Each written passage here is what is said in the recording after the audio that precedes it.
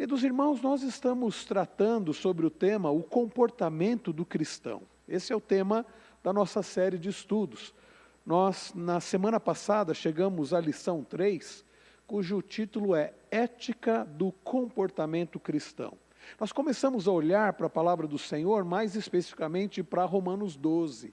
Se você quiser deixar a sua Bíblia aberta, Romanos 12, a partir do verso de número 9, nós começamos a olhar na semana passada. O texto que diz, o amor seja sem hipocrisia. Odeiem o mal e apeguem-se ao bem. Amem uns aos outros com amor fraternal. Quanto à honra, deem sempre preferência aos outros. Quanto ao zelo, não sejam preguiçosos. Sejam fervorosos de espírito, servindo o Senhor. Foi esse texto que nós olhamos na semana passada, para podermos compreender como deve ser o nosso comportamento. Nós havíamos olhado para Filipenses 4 e aprendido sobre o que deve ocupar o nosso pensamento. Ou seja, a importância de termos o pensamento de Cristo, a mente de Cristo, para que então possamos ter as atitudes de Cristo. Aliás, que tipo de atitudes espera-se de um cristão? Um cristão significa um seguidor de Jesus, um discípulo de Jesus. Alguém disse que a palavra cristão pode ser também traduzida por pequeno Cristo. O que se espera de um cristão, senão as atitudes de Cristo? E então nós vimos lá em Filipenses 4 que nós precisamos ter a mente de Cristo. Semana passada, então, ao olhar para Romanos 12, a partir do verso 9, nós vimos que o ponto principal aqui de tudo que vem a seguir, inclusive o que nós vamos falar hoje, tem a ver com o início do verso de número 9. O amor seja sem hipocrisia.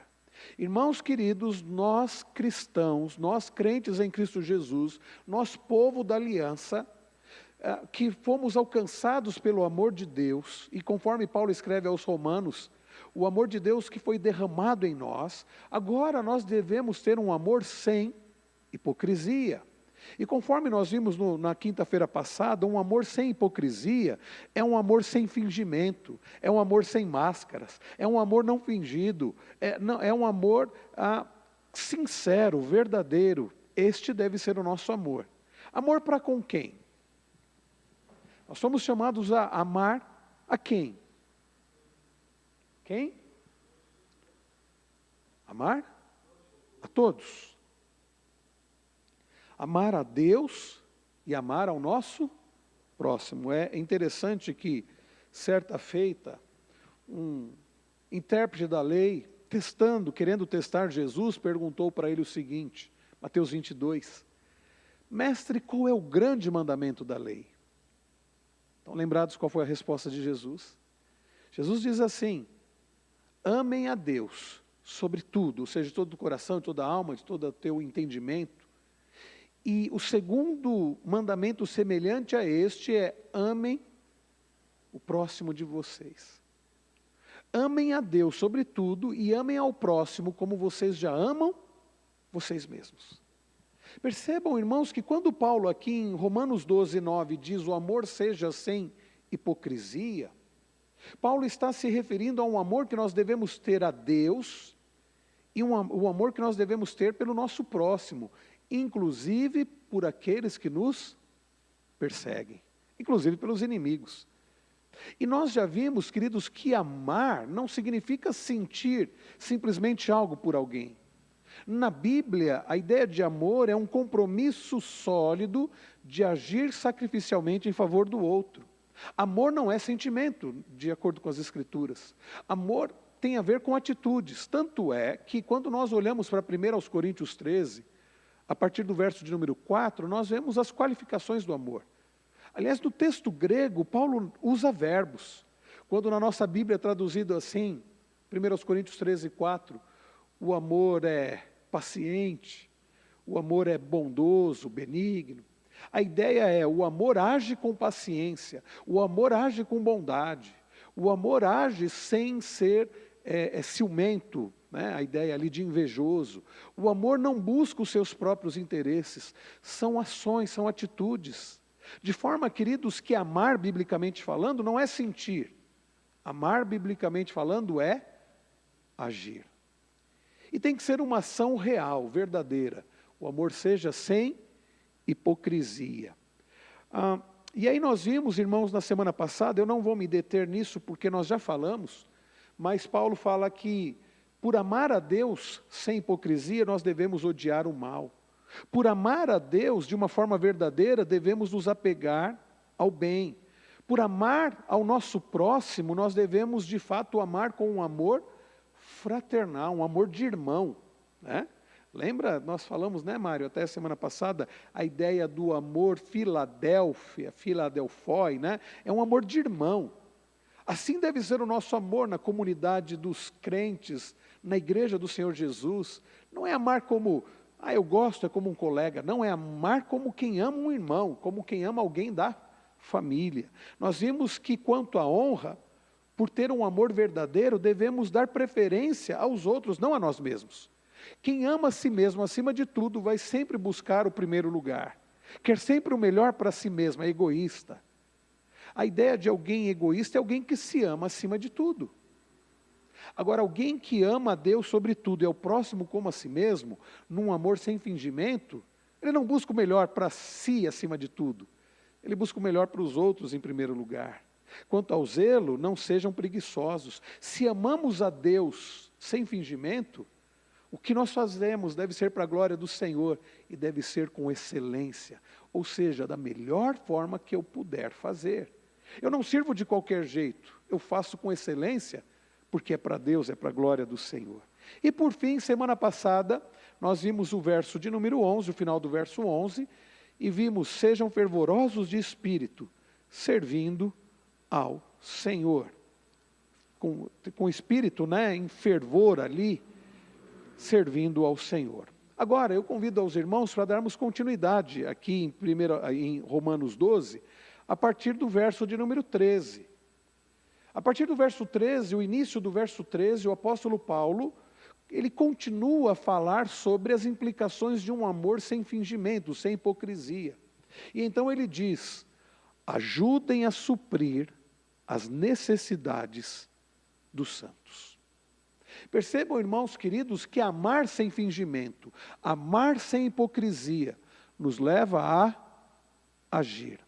Semana passada eu disse que um amor do tipo, olha, conte comigo, desde que não me custe nada, não é verdadeiramente um amor bíblico. É um amor hipócrita. O amor hipócrita é aquele amor da boca para fora. Eu digo assim, André, conta comigo, cara. E aí o dia que o André precisa, André, não dá não. Conta comigo, desde que isso não me custe nada. Isso é um amor da boca para fora. Já imaginaram, irmãos queridos, se Deus nos amasse assim? Olha, eu amo vocês e eu vejo que vocês estão perdidos, condenados à morte eterna, mas eu não posso fazer nada. A Bíblia diz que Deus amou ao mundo de tal maneira que deu seu Filho unigênito para que todo que nele crê não pereça, mas tenha a vida eterna. Percebem o que é o amor sem fingimento? E o amor que custou o seu Filho amado. A Bíblia diz, Jesus diz assim, eu sou o bom pastor dá a vida pelas suas ovelhas. É um amor, queridos, sacrificial. É um amor que, conforme Paulo escreve aqui no verso 13, em Romanos 12, ele diz, ajudem a suprir as necessidades dos santos. Irmãos, aqui a ideia da palavra, a expressão santos aqui, lembremos-nos, Paulo não está falando de gente sem pecado. Nós sabemos que santo na Bíblia, né, quando se refere ao povo de Deus, se refere àqueles que foram separados por Deus. Foram separados para Deus. Daí Pedro, numa das suas epístolas, dizer assim, vocês são raça eleita, sacerdócio real, nação santa, povo de propriedade exclusiva de Deus, a fim de proclamarem as virtudes daquele que chamou vocês das trevas para o reino da sua maravilhosa luz. Irmãos queridos, Paulo, ao se referir aos santos, está se referindo àqueles que pertencem ao povo de Deus, aos cristãos, à igreja do Senhor Jesus. Numa época em que havia muita pobreza. Desculpe, irmãos. O primeiro século foi marcado na vida da igreja cristã por muita pobreza. Quando nós lemos, como nós tivemos no ano passado, a exposição das cartas de Pedro, nós vimos, principalmente na primeira carta de Pedro, que foi uma época em que os cristãos foram grandemente perseguidos. Muitos perderam seus empregos, porque serviam ao Senhor Jesus. Muita gente começou a passar necessidade. Quantas viúvas cristãs no primeiro século? Quanta gente que dependia do salário ali, eram jornaleiros, ou seja, ganhavam de acordo com a jornada de um dia de trabalho, mas tinham dificuldade. Quanta gente, meus irmãos, da igreja do Senhor Jesus que passava dificuldade. Nós temos nos cultos da noite, nos domingos à noite, feito a exposição de Atos, e nós temos lido sobre como a igreja assistia aos necessitados, porque havia muita gente necessitada naqueles dias. E veja, diante dessa realidade, Paulo ele escreve: ajudem a suprir as necessidades dos santos, dos crentes. Aqueles cristãos eram auxiliados por outros irmãos. Havia então muitas pessoas com dificuldade, e o amor sem hipocrisia nos leva a enxergar a necessidade do nosso próximo. O amor não fingido nos leva a olhar para o outro mais do que nós olhamos para nós mesmos. A pessoa que ama apenas a si mesma, e isso é o normal do mundo, ela consegue enxergar apenas as suas próprias necessidades. Já ouviram aquela expressão, fulano só olha para o próprio umbigo? Eu não sei se vocês têm essa expressão lá na Venezuela, Mário, mas aqui é uma expressão em português, Sujeito que só olha para o seu próprio umbigo. Tem alguma expressão semelhante? Mesmo?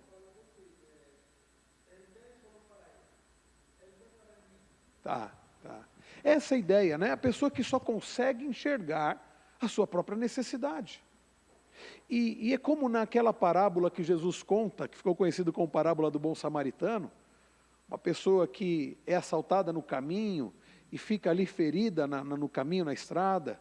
Vem o sacerdote, o que ele faz? Ele vai para o outro lado, para outra calçada. Vem o levita diz assim, bom, o sacerdote não parou, quem sou eu para parar, E ele atravessa e passa, e Jesus diz, é o samaritano que os judeus tanto odiavam, é o samaritano que para, dá ali os primeiros socorros, com o que ele tem, coloca aquele homem desconhecido que estava caído na estrada sobre o seu próprio animal, leva até um local ali, de descanso, e diz assim, dá o dinheiro e diz assim, olha, cuidem desse homem, e se faltar eu pago. É este tipo de amor, meus irmãos, que Jesus ensinou, porque quando Jesus ensinou a amar ao próximo como a nós mesmos, e alguém pergunta quem é o meu próximo, Jesus conta essa parábola. E quem era o próximo? Era aquele que usou ali, que socorreu. E Deus tem colocado pessoas ao nosso redor, não para agirmos como fariseu, não para agirmos como levita, como sacerdote, não para atravessarmos para o outro lado, mas com aquilo que Deus nos tem dado, nós auxiliarmos aqueles que estão necessitados, a começar com a família da fé. Porque seria estranho você ajudar alguém de fora, tendo um irmão seu precisando de ajuda. Então começa aqui e sai das portas da igreja, porque Deus vai colocar pessoas que talvez nem sejam nossos irmãos, para nós podermos ser bênção na vida delas também. Então, irmãos, é um amor sem hipocrisia. Eu fiquei pensando, ao estudar essa passagem, das palavras de Tiago. Por favor, abra a sua Bíblia, lá no finalzinho da Bíblia, Tiago 2. Tiago capítulo 2. Aqui nós usamos a Nova Almeida atualizada, a versão Nova Almeida atualizada. Tiago, capítulo 2. Observem o que Tiago diz a partir do verso de número 14. Tiago vai falar da fé sem obras. E vejam que Tiago não está contradizendo Paulo, Porque Paulo nos ensina que a salvação não é por obras, é pela fé. Mas o que Tiago vai dizer é, ok, você foi salvo pela fé, você vai evidenciar sua salvação através das obras. Ninguém é salvo por praticar boas obras. Nós somos salvos pelo que Cristo fez na cruz. Mas agora salvos, nós devemos evidenciar essa salvação através da prática de um amor sem hipocrisia. Olha o que Tiago diz, verso 14. Tiago 2,14. Meus irmãos, qual é o proveito se alguém disser que tem fé, mas não tiver obras? Será que essa fé pode salvá-lo? Se um irmão ou uma irmã estiverem com falta de roupa e necessitando do alimento diário, e um de vocês lhes disser, vão em paz, tratem de se aquecer e de se alimentar bem, mas não lhes dão o necessário para o corpo, qual é o proveito disso? Percebe, irmãos, o que Tiago está dizendo? Você se diz convertido, você se diz um cristão, você se diz alguém que pertence a Cristo, um filho de Deus. E aí você encontra um irmão seu que precisa de roupa, precisa de comida, e você tem. Aí você olha para esse irmão e diz assim, rapaz, olha, que Deus te abençoe, viu? Eu espero que Deus te ajude. Vai lá, se vira, né? E que Deus te abençoe. O reverendo Augusto Nicodemos dá o exemplo assim, você fala para a pessoa assim, vá em busca de Jesus, o pão do céu, para alimentar também o seu corpo. E você tem, você não compartilha do que você tem. O que é isso, irmãos? Não é uma atitude hipócrita? Olha, eu te amo, eu quero o seu bem. Espero que você consiga a roupa e a comida que você está precisando e que eu tenho. Mas se vira aí. Irmãos, isso não faz sentido. Tiago está dizendo, a fé, ela é manifesta, ela é demonstrada através de práticas. A minha conversão, se eu fui alcançado pelo amor de Deus, se a graça de Deus me alcançou e eu fui salvo pela graça, não por obras, agora eu demonstro essa salvação através de obras. Tanto é que quando nós olhamos Efésios 2:8, Paulo diz, pela graça vocês são salvos, mediante a fé. E isso não vem de vocês, ou seja, nem a graça nem a fé vem de nós. É dom de Deus, Paulo diz, é um presente de Deus, não de obras para que ninguém se glorie. Mas aí o que Paulo vai dizer na sequência? Nós somos feitura dele, criados, poema dele, criados para as boas obras, que Deus de antemão preparou para que andássemos nelas. Percebam que o que Tiago está dizendo aqui não contradiz Paulo. Tiago não está dizendo que somos salvos pelas nossas boas obras. Tiago está dizendo, aquele que é salvo, demonstra a sua salvação, a sua fé, através da prática de boas obras. E aí voltando para Romanos 12, é isso que Paulo está dizendo. Amem sem fingimento, sem hipocrisia. Então ajudem a suprir as necessidades dos santos. Se você ainda estiver com a Bíblia aberta em Tiago, vá um pouquinho aí à frente, abre em 1 João 3. 1 João 3. Eu tenho dito que nós gostamos muito de João 3,16, né? Que eu citei ainda há pouco. Deus amou o mundo de tal maneira que deu seu Filho unigênito para que todo que nele crê não pereça, mas tenha vida eterna. Ok, maravilhoso isso. E 1 João 3,16, olha só o que diz.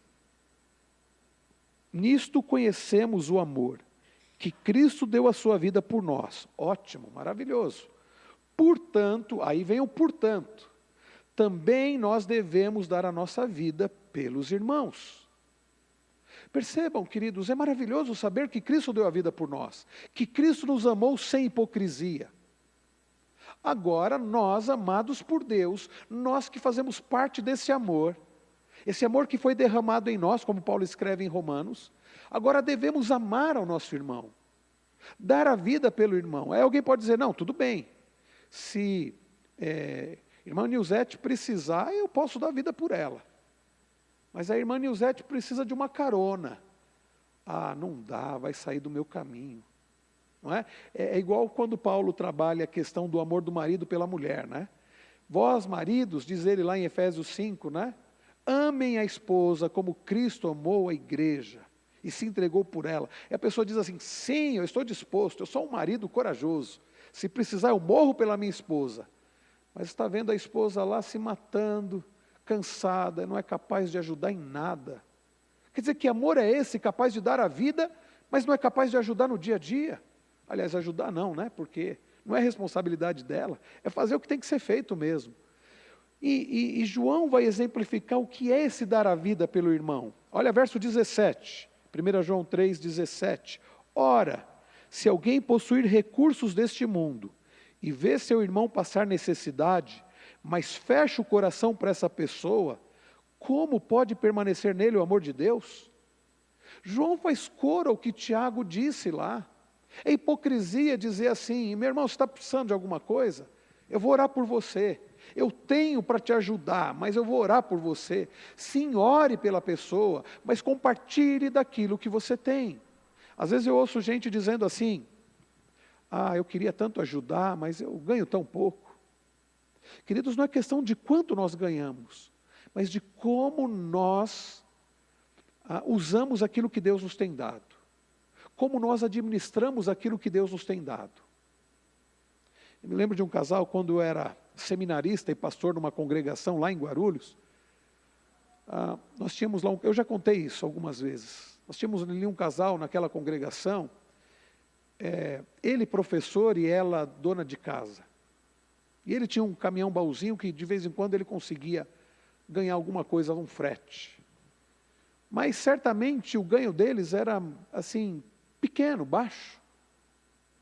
Foram as pessoas que mais Deus usou para abençoar aquela congregação.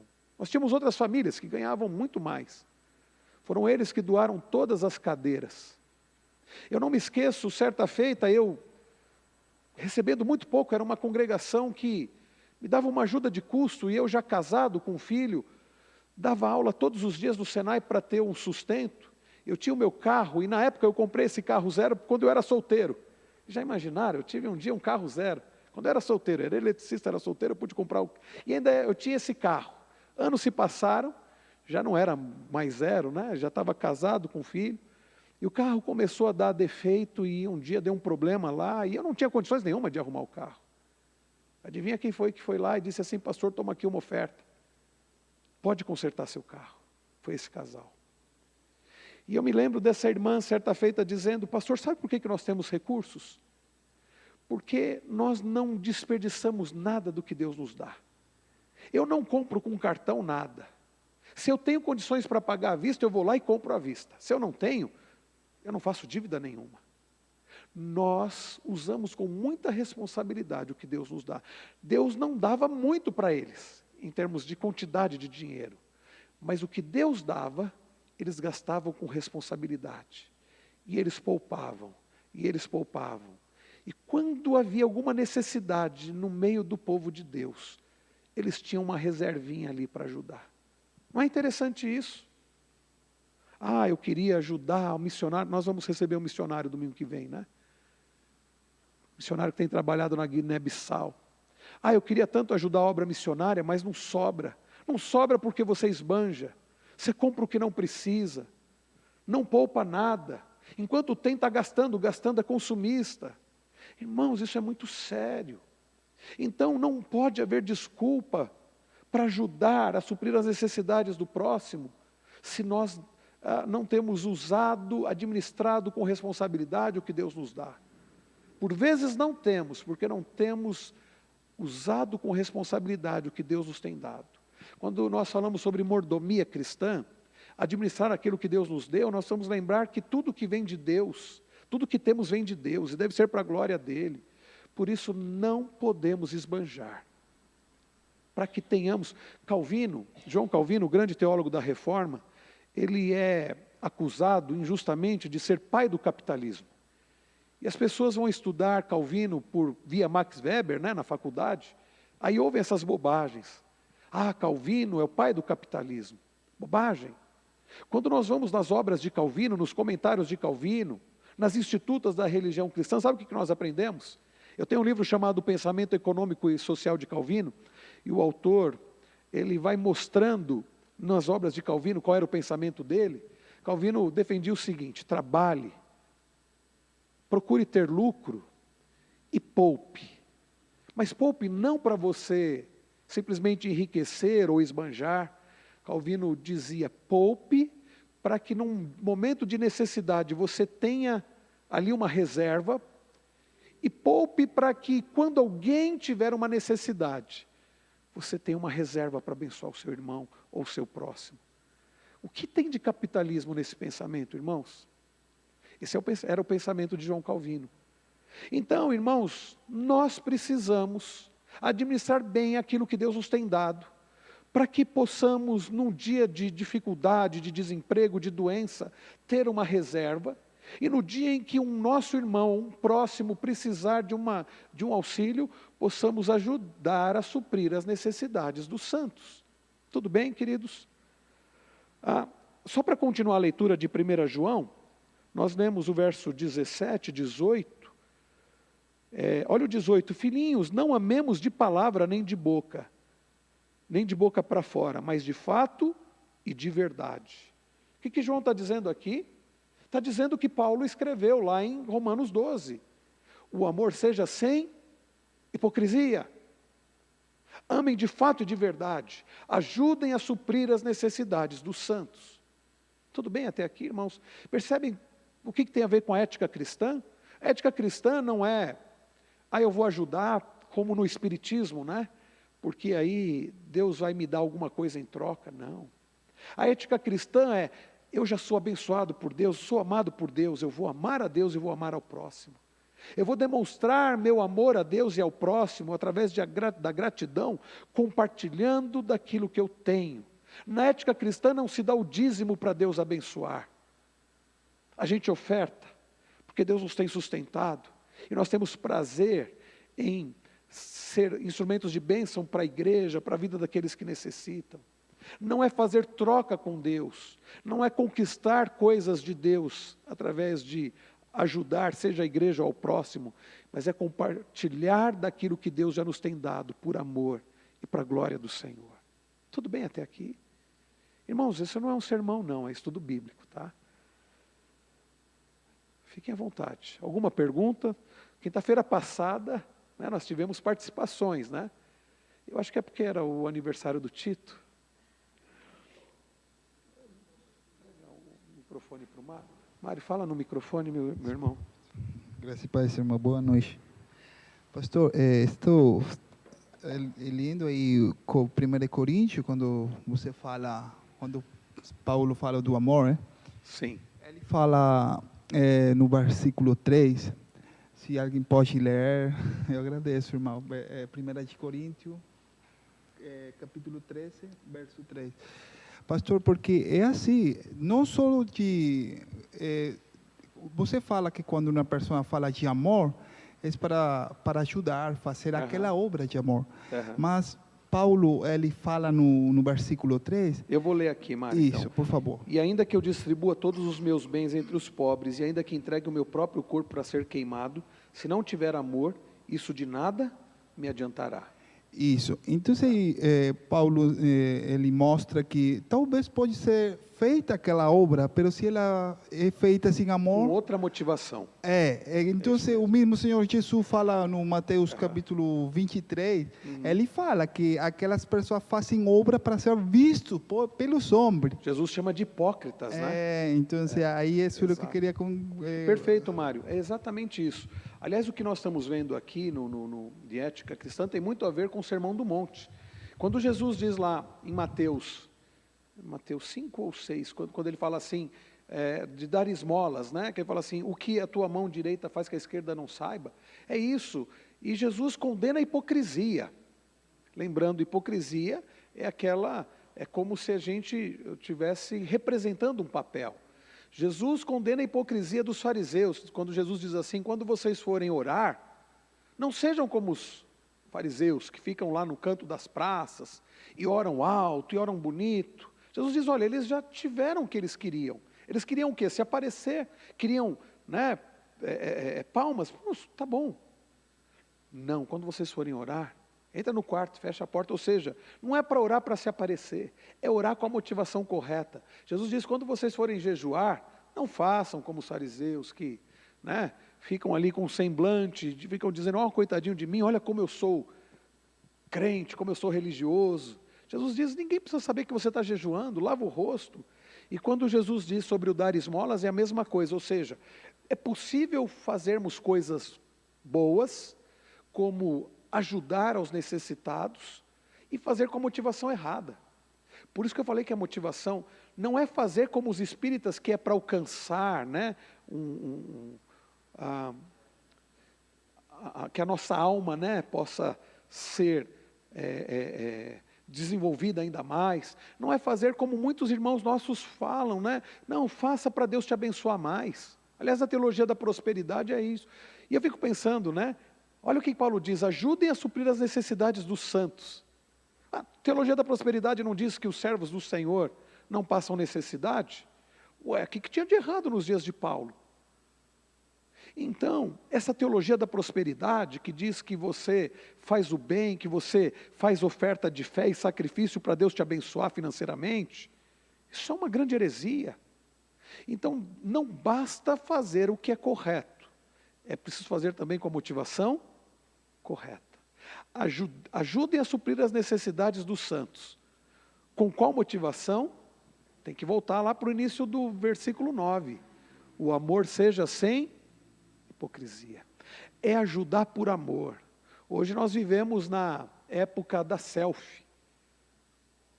Há algum tempo atrás, no Facebook, um pastor que eu conheço, não vou dizer nomes por questão ética, mas ele tirou uma foto, né, ajudando uma pessoa, e ele fez um texto bonito ali, de dizer como ele ajudou a pessoa, tal.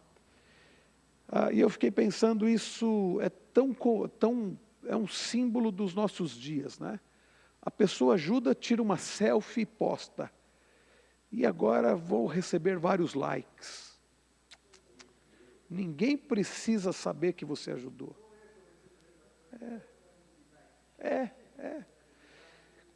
Quando Paulo diz aqui em Romanos 12, o amor seja sem hipocrisia, e aí no verso 13 ele diz, ajude a suprir as necessidades dos santos, façam isso por amor e sem nenhum outro interesse. E ninguém precisa saber que você está fazendo isso. Eu quero dizer que eu tenho ajudado fulano de tal, ninguém precisa saber. Se você está fazendo por amor a Deus e por amor ao próximo, ninguém precisa saber. Ok? Então, 1 Coríntios 13 fala da motivação. Paulo está dizendo, ainda que eu entregue o meu corpo, ainda que eu distribua todos os meus bens, se eu não fizer isso por amor, eu estou fazendo errado. Né? Ok, irmãos, então, e aí, como nós vimos lá em 1 João 3,18, é amar de fato e de verdade, não da boca para fora. Tá? Algo mais? Alguém mais? Não? Vamos então passar, que daqui a pouco eu fico sem voz de novo. Travou aqui. Continuação do verso 13. Olha só o que Paulo diz. Lembre-se, Paulo está falando da vida, do comportamento cristão baseado num amor sem hipocrisia. Depois dele dizer, ajude a suprir as necessidades dos santos, ele diz, pratiquem a hospitalidade. É a ideia de não somente você abrir o seu bolso, mas você abrir a sua casa. Ou seja, abrir o seu coração. Nós vimos, queridos, nós podemos dizer que naquela época, nos dias de Paulo, não havia redes de hotel como nós temos hoje, né? Você tem Ibis hoje, você tem uma série, né, de redes de hotéis. E até não é tão difícil, talvez você ajudar a hospedar alguém, ou você ficar hospedado no hotel. Mas naqueles dias não era assim. Não era assim. Os cristãos, os pregadores, os missionários, eu não sei se você tem pensado sobre isso, nessa nossa série de Atos. Nós temos visto recentemente, nos domingos anteriores, a primeira viagem de Paulo, né? Desde o verso 13 nós temos olhado, Paulo e Barnabé, eles saem de Antioquia, né, da Síria, eles vão para Creta, de Creta eles vão lá para Antioquia da Psídia, né, que é a região da Turquia hoje, e eles estão caminhando ali. E onde eles dormiam? Eles dormiam certamente, eram acolhidos por irmãos. E aí no sábado iam na sinagoga pregar a palavra de Deus. Aliás, João chega a dizer palavras, né, de incentivo e a Gaio, né, pela forma como ele hospedava as pessoas. Então, irmãos, Paulo está dizendo que nós precisamos praticar a hospitalidade. Essa semana eu estudava o texto para falar para a aula do próximo domingo. Domingo passado nós falamos sobre a função de diácono, quais são as características de um diácono. E eu estava estudando para dar aula no próximo domingo, falando sobre o texto que fala sobre as características dos presbíteros, e lá em 1 Timóteo 3,2 diz que o presbítero precisa ser hospitaleiro. E a palavra que Paulo usa é a mesma aqui que Paulo usa em Romanos. A palavra hospitaleiro tem a ver com, é a junção de duas palavras do grego, philos e exnos, que significa amar, ou ser amigo do estrangeiro, do estranho, do de fora. Então, hospitaleiro é você ser amigo do de fora, do estrangeiro. É você amar aquele que é de fora, é alguém que não é da sua casa. E você ama, é amigo a tal ponto de acolher. Acolher. Não é assim, irmãos, que deve ser. Devemos acolher aos de fora. Pode falar no microfone, André. Essa ideia de hospitalidade, é lógico que assim, se refere também a acolher as pessoas assim, que, na nossa casa, mas também a ideia também, vamos dar o exemplo da própria igreja. Uma igreja tem que ser acolhedora, porque é muito frustrante quando uma igreja não é acolhedora. Alguém visita, ninguém olha, sabe? Acolhe. Lógico que a pessoa vai estar ouvindo uma palavra, mas é importante o acolhimento dos irmãos para pessoas que estão visitando. Verdade. Isso é muito importante. Você ser acolhido no meio do povo de Deus. Ser acolhido em amor. E isso que você falou, André, é porque a ideia de hospitalidade é mais do que você abrir a casa. Porque para abrir a casa, você primeiro precisa abrir o quê? O seu coração. Eu estou usando o material do Dr. Hermsen. O reverendo Hermsen foi meu professor no seminário, ele escreveu um material muito bom acerca do papel dos diáconos e presbíteros, e por estudar, né, esse tema para a aula de domingo, eu trouxe até aqui para ler para os irmãos. Ele conta a história, ele diz que ele havia pregado, olha o que diz: ontem, após o culto em uma igreja de outra denominação, já faziam 6 meses que havia pregado ali, uma senhora aproximou-se de mim e agradeceu a exposição bíblica que fizera. Sorri e lhe disse: ore por mim. Ao que ela me abraçou e disse mais ou menos o seguinte: tenho feito isso desde a outra vez que o Senhor me pediu. Esta senhora me hospedou em seu coração. Aí ele aplica: a hospitalidade começa pela recepção das pessoas em nossos corações. O presbítero deve estar disposto a abrir a sua casa para o estrangeiro, mas necessita também ter um grande coração para abrigar em sua atenção e oração todos os membros da igreja. E é curioso pensar que a ordem de sermos hospitaleiros não é apenas para presbíteros e diáconos, é para toda a igreja. Para ser um oficial da igreja precisa ter essa marca, precisa ter um coração aberto para as pessoas. Mas isso deve ser a marca do cristão. O meu coração precisa ser aberto para os de fora, para quem está chegando, para acolher quem está chegando, para cuidar dos que já estão aqui e para acolher em amor quem está chegando. Obrigado, viu, André? Obrigado, Mário, também pela participação, né? Precisamos ter o coração aberto. Tudo bem até aqui, irmãos? Mais alguma observação, alguma dúvida?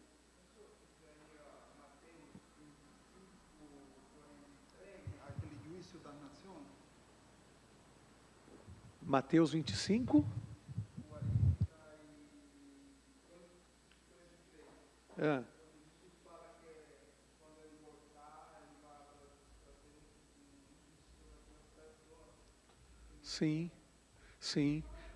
Sim. Jesus diz assim, né? Naquele dia, É o texto que ele fala, né? Em meu nome, que ele diz assim, que eu recebi.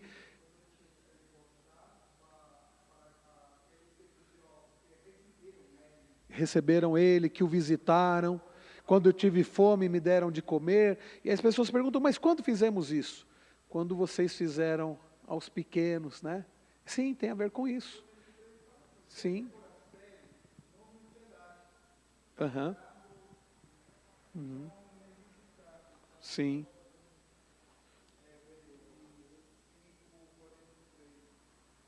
Aham.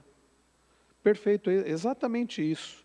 Exatamente isso. A Bíblia diz que alguns, sem saberem, hospedaram anjos. Você está com o microfone aí, porque os irmãos em casa não estão acompanhando. Pastor, que eu quisiera saber a sua opinião. Esse juízo vai ser para aqueles hipócritas, né? Aham. Porque falaram o que estavam falando, a motivação que ele estava fazendo. É juízo para ele, porque nós, aqueles que somos apartados, como falou o Senhor, Sim. somos apartados para Deus, fazemos toda a vontade de Deus, como fala Romano, fala que fazemos frutos para a santificação Sim. da justiça. Perfeito. É exatamente isso. E nós, quando fazemos para o próximo, nós fazemos para a glória de Deus. Nós fazemos para a glória de Deus. E às vezes fala assim, mas fulano não merece. Eu não estou fazendo, acima de tudo, pelo fulano. Estou fazendo para a glória de Deus. Né? Para a glória de Deus. E Paulo diz, tudo que nós fazemos deve ser para a glória de Deus. Né? Exato. Fruto de santificação. Para a vida eterna. E é o que Jesus diz também lá em Mateus 6, quando ele fala, olha, parem de ficar juntando os tesouros na terra, ajuntem tesouros no céu. Ajuntem tesouros no céu. Então, tudo isso serve como fruto de santificação para a vida eterna. E algumas coisas estão relacionadas até a galardões. Eu não vou entrar nesse mérito aqui, porque é um pouco mais... E a Bíblia não é muito clara em relação ao que é um galardão, mas a gente faz para a glória de Deus, e isso, a gente está amontoando brasas vivas, né, da nossa cabeça, que tem implicações eternas. Ô, reverendo, André? é interessante que nessa passagem de Mateus 25, ensina duas coisas. Primeiramente, porque assim, alguém pode inferir, falar assim, não, é a questão das obras, porque foi salvo, né? Mas a primeira fala de Jesus fala assim, vinde bendito do meu Pai, para o reino que vos tenho preparado desde a fundação do mundo, para vocês, ou seja, eleição. Aí depois, por causa dessa eleição, eles fazem essas boas obras, né? Você vê que desde o começo desse versículo mostra a eleição de Deus, ou seja, é a graça do Senhor desde o começo. Bem observado, André. E na Bíblia nós sempre vamos ver isso. É Deus primeiro mostrando que é Ele quem salva, é Ele quem escolhe, para depois dizer, agora façam. Né? Tanto é que nos 10 mandamentos ele começa como? Né? Ele diz, eu sou o Senhor que te tirei da terra do Egito. Quando nós olhamos para a própria história do povo de Deus, quando foi que Deus deu as leis para o povo? Foi no deserto? Foi no Egito? Foi no deserto. Foi depois que ele libertou o povo. Deus liberta o povo, graciosamente, né, o clamor do povo chegou aos ouvidos do Senhor, ele liberta o seu povo com mão poderosa, e depois ele dá a lei, obedeçam. E Efésios 2, que eu citei há pouco, 8, né? Vocês são salvos pela graça, mediante a fé. Isso não vem de vocês, não é de obras, para que ninguém se glorie, para que ninguém diga, está vendo, eu alcancei a salvação. Mas na sequência ele diz, nós somos salvos para praticarmos as boas obras. Ok. E aí vem o verso 14, abençoem aqueles que perseguem vocês, abençoem e não amaldiçoem. Nós temos visto, queridos, que tudo isso é implicação de um amor sem hipocrisia, por Deus, pelo nosso irmão, e inclusive por aqueles que nos perseguem. O Evangelho é fascinante e é contracultural por causa disso. Não é amar quem já te ama, não é fazer o bem para quem faz o bem para você, e não é pagar o mal com o mal. No Evangelho nós somos chamados a amar, porque foi assim que Deus nos amou. Nós merecíamos o amor de Deus? Quem aqui pode levantar a mão e dizer, não, eu era uma pessoa muito boa, eu merecia? Se você achar isso, você está errado. Nós estávamos mortos dos delitos e pecados. Você já leu Efésios 2? Paulo diz que Deus nos amou, Deus nos salvou, quando nós estávamos mortos dos nossos pecados. E Ele, por causa do seu amor, por causa da sua misericórdia, Ele nos deu vida. Então, nós somos chamados a amar quem não nos ama, a pagar o mal com o bem. Então, agora Paulo diz, abençoem aqueles que perseguem vocês, abençoe, não amaldiçoem. Nós temos a tendência, e às vezes eu vejo até gente que se diz do povo de Deus dizendo isso. Não, se pisar no seu calo, pisa também. Se fizer o mal para você, faça também. Eu digo, essa pessoa não entendeu o Evangelho, não entendeu o Sermão do Monte. Quer ver só? Abram lá em Mateus 5. Vejam que o amor sem hipocrisia pelo próximo nos leva a fazer o bem para quem nos faz o mal. Olha Mateus 5.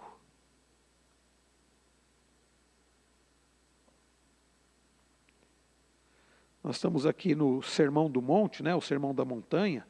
E o Sermão da Montanha, que vai do capítulo 5 até o final do capítulo 7, é a ética do reino de Deus, é o comportamento do cristão. Olhem comigo, irmãos, eu vou ler a partir do verso 38, Mateus 5, a partir do verso 38. Vocês ouviram o que foi dito, a lei do talião, né? Olho por olho, dente por dente. Eu, porém, lhes digo, não resistam ao perverso. Se alguém lhe der um tapa na face direita, oferece-lhe também a face esquerda. Se alguém quer processar você e tirar-lhe a túnica, deixe que leve também a capa. Se alguém obrigar você a andar 1 milha, vá com ele 2. Dê a quem pede, não volte as costas ao que lhe pedir emprestado. Vocês ouviram o que foi dito, ame o seu próximo e odeie o seu inimigo?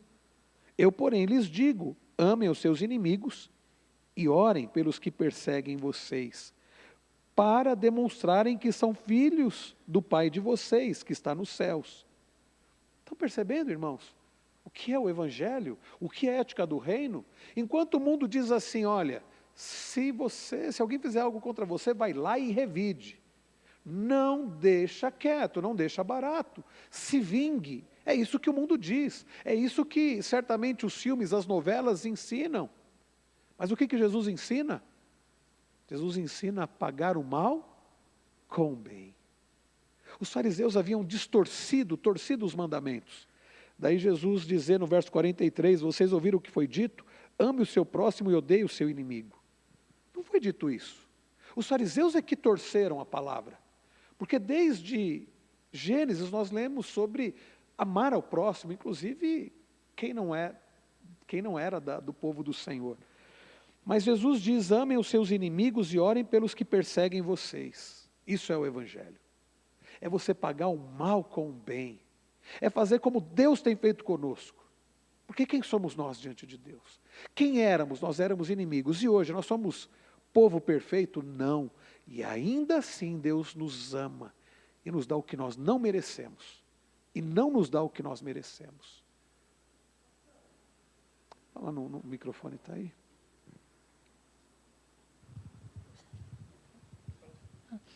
Então, a questão que o senhor está falando, não está ligado?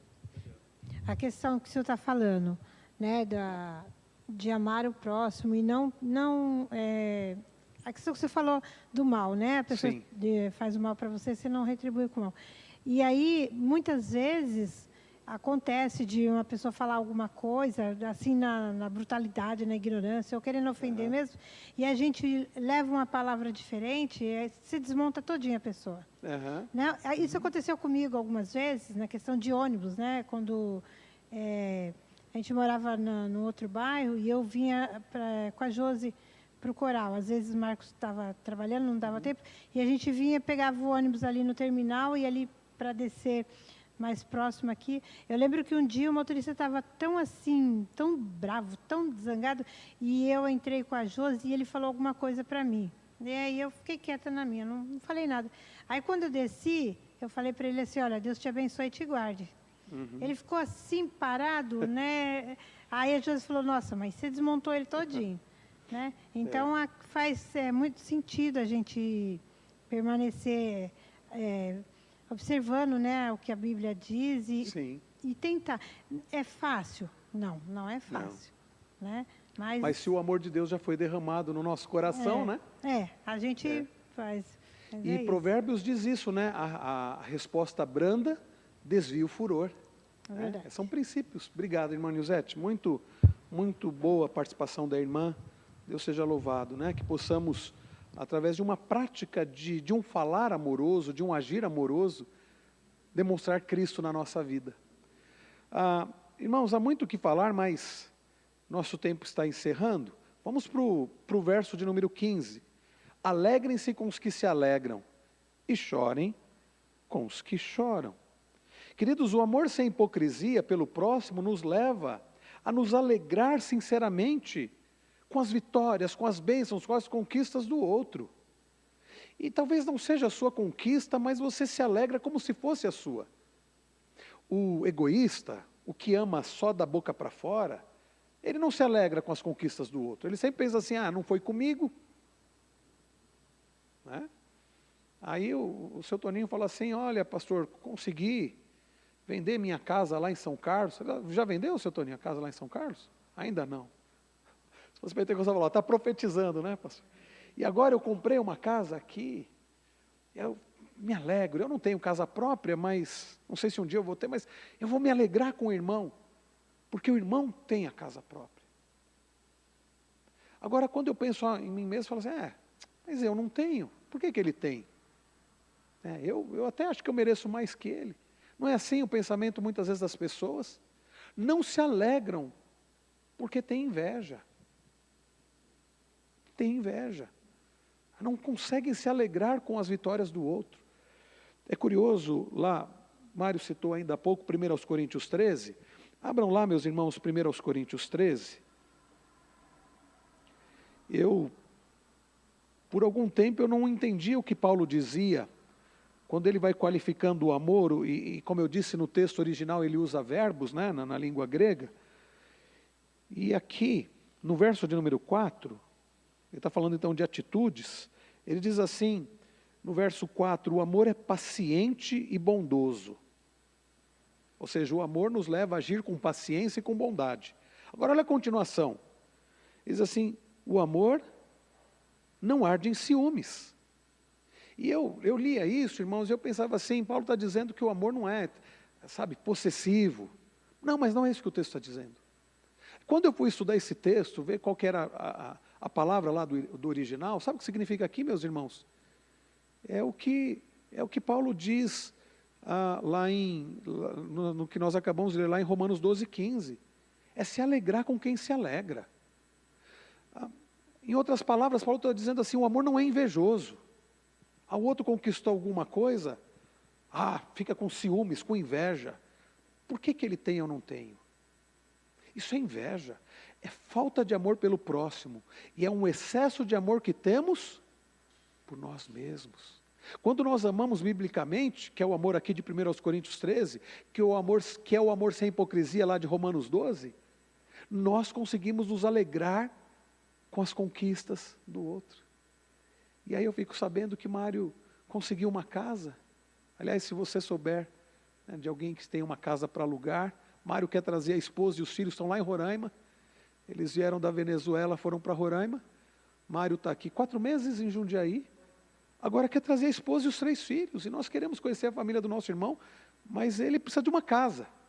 Está ficando aqui na pensão aqui. Ele quer uma casa para alugar. E aí o dia que o Mário fala, olha, consegui, e nós vamos nos alegrar muito. Porque assim, por amor nós nos alegramos, e ao mesmo tempo, irmãos, Paulo diz, chorar com os que choram. A mesma forma como eu me alegro quando o outro está feliz, quando o outro conquista coisas, ainda que eu não conquiste, mas eu me alegro com a mesma intensidade como se fosse comigo. Eu me entristeço e sofro com a mesma intensidade com o sofrimento do outro, como se fosse comigo. Sabe a ideia de compaixão? É você sofrer junto.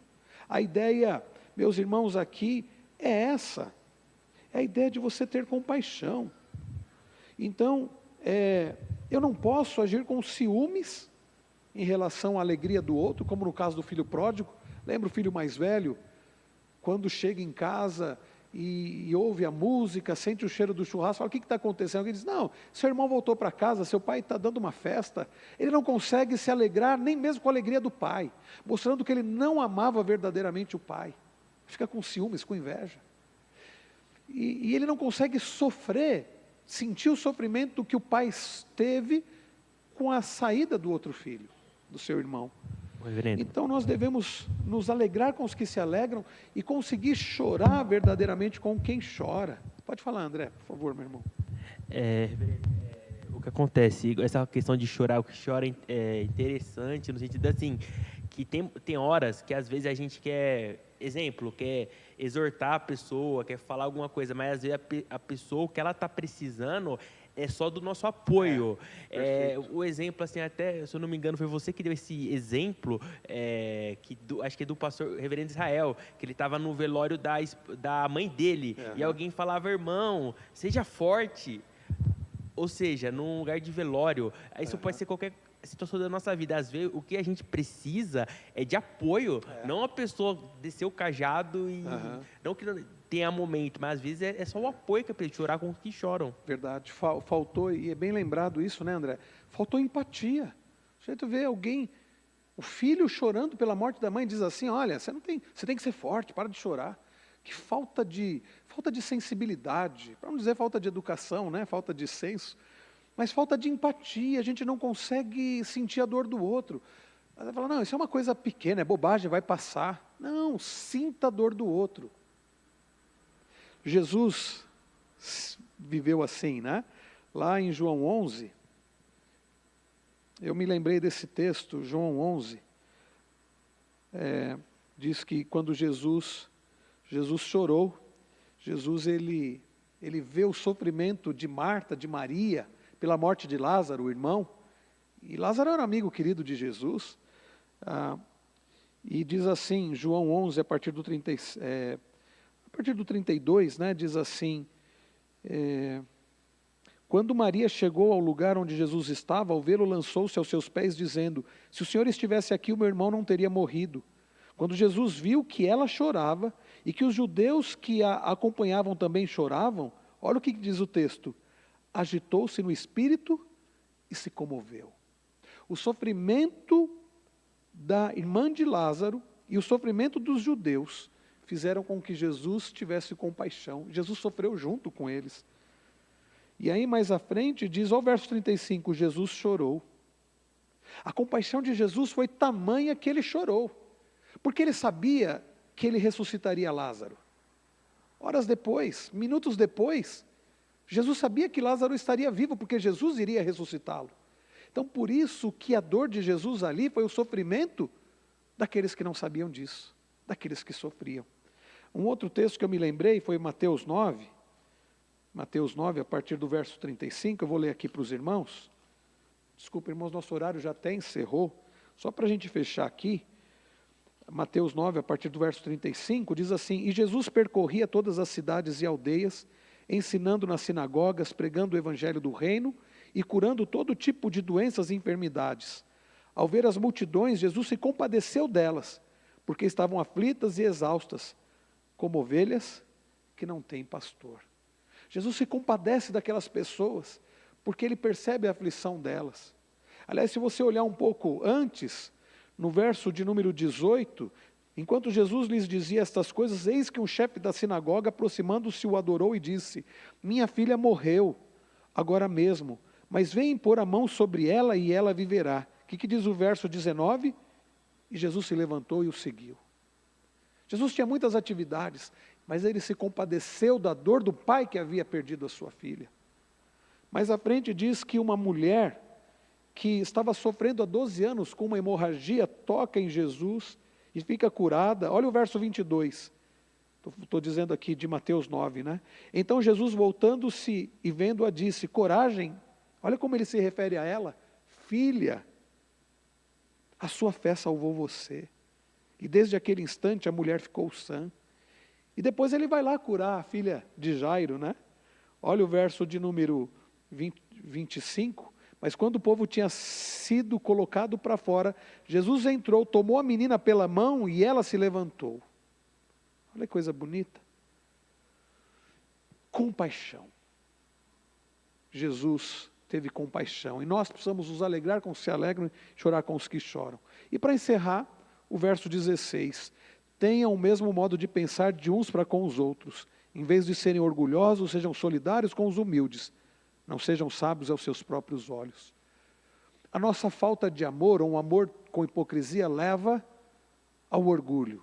Mas um amor não fingido leva à humildade, que nos leva a enxergar o outro, que nos leva a sermos solidários com os outros, que nos leva a pensar nos outros. Ok, irmãos, semana que vem, se Deus permitir, a gente segue daqui, da onde a gente está parando aqui, e vamos continuar nessa nossa série, olhando para Romanos 12, aprendendo sobre como é o viver cristão.